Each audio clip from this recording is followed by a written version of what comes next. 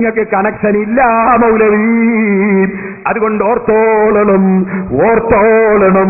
കുരങ്ങിനൊരു സ്വഭാവമുണ്ട്. വേനൽക്കാലത്ത് വീടുണ്ടാക്കൂല. അതേ സമയത്ത് പക്ഷി നനയാതെ കൂട്ടിന്റെ ഉള്ളിൽ നിൽക്കുമ്പോ കുരങ്ങന്മാര് കയറിയിട്ട് ആ കൂടെങ്ങനെ കൊണ്ട് പൊളിച്ചെറിയാൻ നിന്ന് നോക്കും.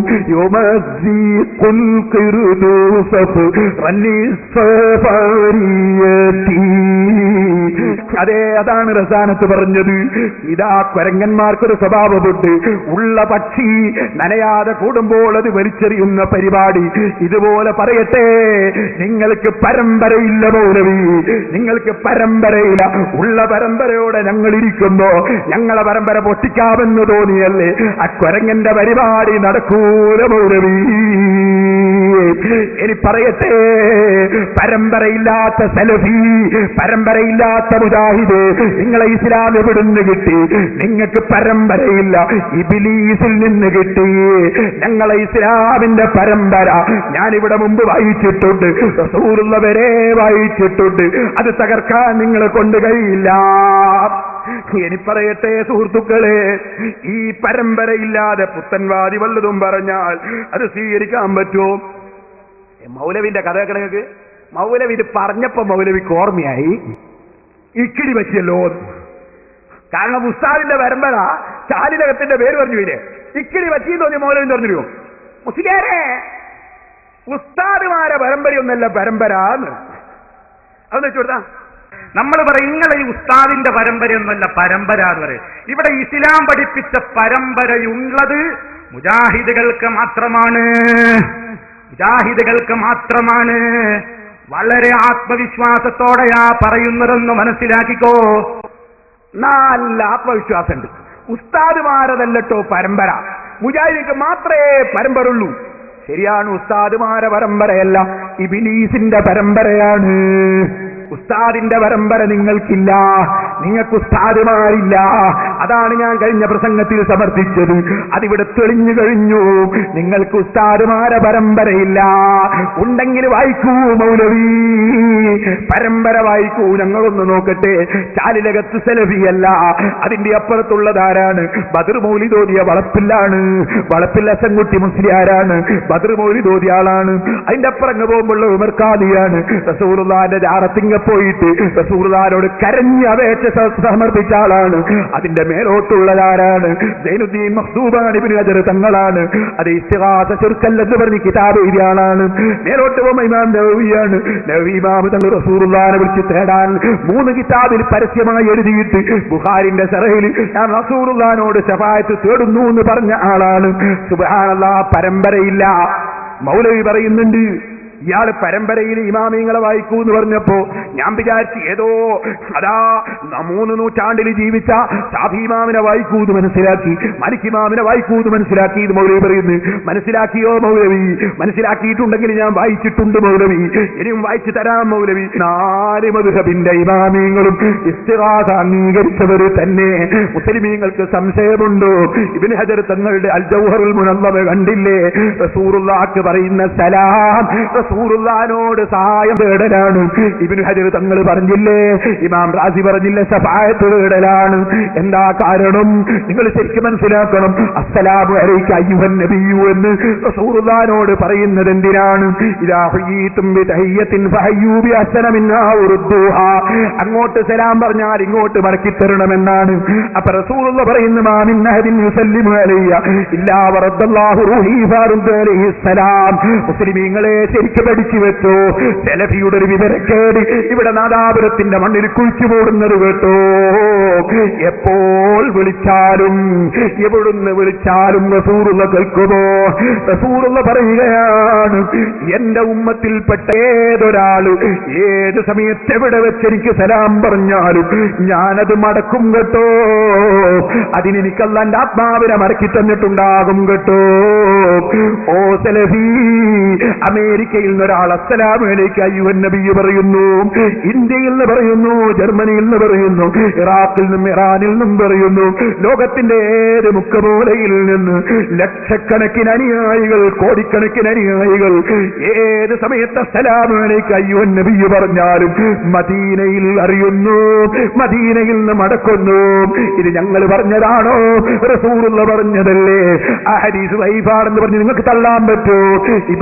നിങ്ങളെ ഇബ്നു ബാസ് അദ്ദേഹത്തെ ഹജ്ജിനെ സംബന്ധിച്ച് എഴുതിയ പുസ്തകത്തിൽ ആ ഹദീസ് സ്വീകാര്യോഗ്യമാണെന്ന് പറഞ്ഞിട്ടില്ലേ? ആകയാൽ ഏത് സമയത്ത് വിളിച്ചാലും റസൂലുള്ള കേൾക്കുന്നു, സലാം മടക്കുന്നു. ആ സലാം എന്താണ്?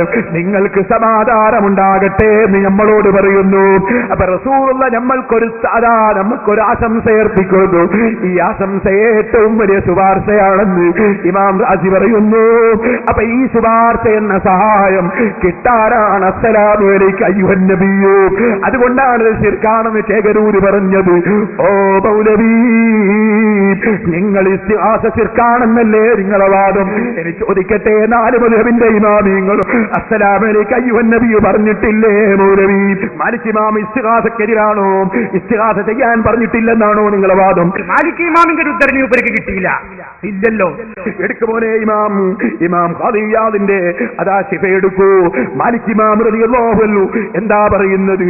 ഇമാം മാലിക് റളിയല്ലാഹു അൻഹു അവിടുന്ന് അതാ പറഞ്ഞു കൊടുക്കുന്നു. ആർക്ക്? അബൂ ജഅഫർ അമീറുൽ മുഅ്മിനീൻ തങ്ങൾ മാലിക് ഇമാമിനോട് ചോദിക്കുന്നു. ചോദ്യത്തിന് മറുപടി പറയുന്നു. അതേ ഖാല മാലിക് യാ അമീറുൽ മുഅ്മിനീൻ ലാ തർഫഉ സൗതക ഫീ ഹാദൽ മസ്ജിദ് ഫഇന്നല്ലാഹ തആല അദബ ഖൗമൻ ഫഖാല ലാ തർഫഉ അസ്വാതകും ഫൗക സൗതി النبي الآية ومدح قوما قال فإن الذين يغضون أصواتهم عند رسول الله الآية وذم قوما فقال إن الذين ينادونك الآية وأن حرمته ميتا كحرمته حيا. മാലിക് ഇമാം പറയുന്നു, ഖുർആൻ തെളിവുദ്ധരിച്ചിട്ട് പറയുന്നു, റസൂലുള്ളാഹിന്റെ വഫാത്തിന് ശേഷവും മുമ്പും ഒരുപോലെ ബഹുമാനമാണ്. അതുകൊണ്ട് തന്നെ ഫസ്തഖാന ലഹാ അബൂ ജഅഫർ, ഭരണാധികാരി മാലിക് ഇമാമിന്റെ മുന്നിൽ വിനയം കാണിച്ചു. ഫഖാല യാ അബ്ദുല്ലാ അസ്തഖ്ബിലുൽ ഖിബ്ലത വദു അസ്തഖ്ബിലു റസൂലല്ലാഹ്, ഞാൻ റസൂലുള്ളാഹിനെ കൊള്ള തിരിഞ്ഞിട്ടാണോ ദ്വാരക്കണ്ടത്, ഖിബ്ലക്ക് തിരിഞ്ഞിട്ടാണോ? അപ്പോഴതാ ഇമാം മാലിക് റളിയല്ലാഹു അൻഹുവിന്റെ മറുപടി, വലിമ തസ്രിഫു വജ്ഹക അൻഹു, നിങ്ങൾ എന്തിനാ റസൂലുള്ളാഹിനെ തൊട്ട് മുഖം തിരിക്കുന്നത്? നിങ്ങൾ എന്തിനാ മുഖം തിരിക്കുന്നു? വസീലത്തു അബീക, നിങ്ങളെയും നിങ്ങളെ ആദം നബിയുടെയും അതേ വസീലയല്ലേ അവിടുന്ന് ആദം അലൈഹിസ്സലാം. ബലിസ്തഖ്ബിലു, നിങ്ങൾ റസൂലുള്ളാഹിനെ കൊള്ള മുന്നിട്ടോ. വസ്തശ്ഫീബിഹി, റസൂലുള്ളാഹിനോട് നിങ്ങൾ ശഫാഅത്ത് തേടിക്കോ. മാലിക് ഇമാം പറഞ്ഞത് സനദ് വേണോ മൗലവി?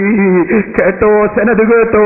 ഹദ്ദസനൽ ഖാദി അബൂ അബ്ദുല്ലാഹി മുഹമ്മദ് ഇബ്നു അബ്ദുറഹ്മാൻ അൽ-അശ്അരി വഅബുൽ ഖാസിം അഹ്മദ് ഇബ്നു ബഖീൽ ഹാക്കിം വഗൈറു വാഹിദിൻ ഫീമാ ജാസൂനി ഖാലു അഖബറനാ അബുൽ അബ്ബാസ് അഹ്മദ് ഇബ്നു ഉമർ ഇബ്നു അൽ-ആസ് ഖാല ഹദ്ദസനാ അബുൽ ഹസൻ അലി ഇബ്നു ഫിഹ്ർ ഹദ്ദസനാ അബൂ ബക്കർ മുഹമ്മദ് ഇബ്നു അഹ്മദ് ഇബ്നു ഫറജ് ഹദ്ദസനാ അബുൽ ഹസൻ അബ്ദുല്ലാഹി ഇബ്നു മുഅദ് ഹദ്ദസനാ യഖൂബ് ഇബ്നു ഇസ്ഹാഖ് ഇബ്നു അബീ ഇസ്രായീൽ ഹദ്ദസനാ അബൂ ഹമൈദ് ഖാല നാദറ.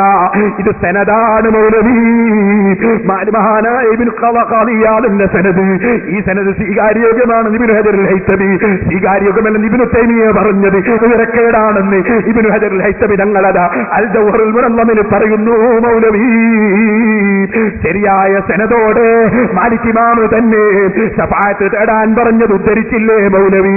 വാ മൗലവി വാ, നമുക്കൊന്ന് മുട്ടാമല്ലോ, കിതാബ് കൊണ്ട് മുട്ടാമല്ലോ. വരൂ മൗലവി വരൂ. സഹോദരന്മാരെ, ഞാൻ ചുരുക്കട്ടെ, ഞാൻ നിങ്ങളോട് പറയുന്നു, ഉസ്താദുമാരല്ല പോൽ, ഇവരുടെ ഉസ്താദുമാരല്ല പോൽ സനദ്. പിന്നാരാ സനദ് പറ? ഇനി നിങ്ങൾക്ക് കേൾക്കണോ? മൂപ്പര് പറയുന്നു, ഞങ്ങള് ശരിക്ക് സനദുള്ളതേ പറയൂ. ഒന്ന് ലഭിച്ചവനെ ഹബീബായ റസൂലുള്ളാഹി സ്വല്ലല്ലാഹു അലൈഹി വസല്ലമിൽ നിന്നുള്ള ഏതെങ്കിലും ഒരു ഖൗല്, ഏതെങ്കിലും ഒരു ഫിഅല്, അല്ലെങ്കിൽ അവിടുത്തെ ഒരു തഖ്രീർ, അത് നമുക്ക് കൃത്യമായി തന്നെ ലഭിക്കുന്നത് ഞാൻ നേരത്തെ പറഞ്ഞില്ലേ, കൃത്യമായ പരമ്പരയിലൂടെയാണ്. അങ്ങനെയുള്ളതേ ഞങ്ങൾ പറയാറുള്ളൂ, അങ്ങനെയുള്ളതേ ഞങ്ങൾ പറയാറുള്ളൂ.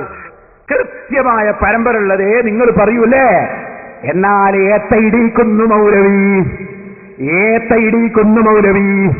ശരിക്ക് കേട്ടോ, നിങ്ങളെന്തേ മുമ്പ് പറഞ്ഞത് റസൂലുള്ളാഹിന്റെ സലാത്തിൽ സയ്യിദിന എന്ന് പറയാൻ പറ്റൂല? സയ്യിദിന അല്ലാഹുമ്മ സ്വല്ലി അലാ സയ്യിദിന മുഹമ്മദിൻ വഅലാ ആലി സയ്യിദിന മുഹമ്മദ് എന്ന് പറയാറുണ്ട്. സയ്യിദിന എന്ന് നമ്മൾ ചേർത്ത് കൊടുക്കരുത്. കാരണം എന്താ? ചില ആളുകൾ പറയുന്നു, കണ്ടോ റസൂലുള്ള ഇവരുടെ നേതാവല്ല, മുജാഹിദിന് റസൂലുള്ളയെ സയ്യിദായി അംഗീകരിച്ചിട്ടില്ല. കേട്ടോളി, മൗലവിന്റെ നാവുകൊണ്ട് പറട്ടെ, വെച്ചുകൊടുത്താ പോലെ. സത്യത്തിൽ നിങ്ങൾ ആലോചിച്ച് നോക്ക്, നബി സല്ലല്ലാഹു അലൈഹി വസല്ലം ഒരു വഹാബിയ അല്ലല്ലോ, അല്ലേ? നബി സല്ലല്ലാഹു അലൈഹി വസല്ലം ഒരു സുന്നിയായിരുന്നു. ഞാൻ